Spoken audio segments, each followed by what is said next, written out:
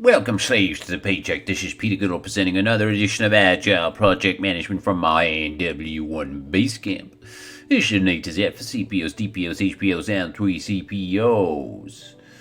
Alright, let's talk about making Agile work in the organization and starting with step one, which is conducting an implementation strategy.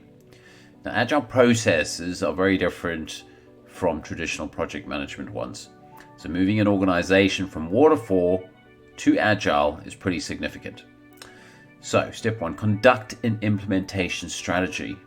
So this is a plan that outlines how your organization will transition to Agile project management.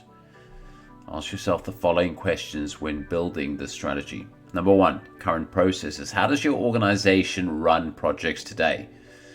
What does it do well? What are its problems? Number two, future processes. How can your company benefit from Agile approaches? What Agile methodology or methodologies will you use? What key changes will your organization need to make? What will your transformed company look like from a team and process perspective? Number three, step-by-step plan. So how will you move from existing processes to Agile processes? What will change immediately in 6 months, in a year, or longer? The plan should be a roadmap of successive steps getting the company to a sustainable state of Agile maturity. Number four, the benefits. What advantages will the Agile transition provide for the people and groups in your organization and the organization as a whole?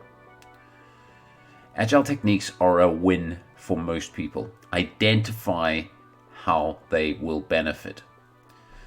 Number five, potential changes. So what will be the most difficult changes? What departments or people will have the most trouble with these new approaches? What is being disrupted? What are your potential blockers? And how are you going to overcome these challenges? And number six, success factors. So what organizational factors will help you while switching to Agile processes? How will the company commit to a new approach? Which people or departments will be Agile champions?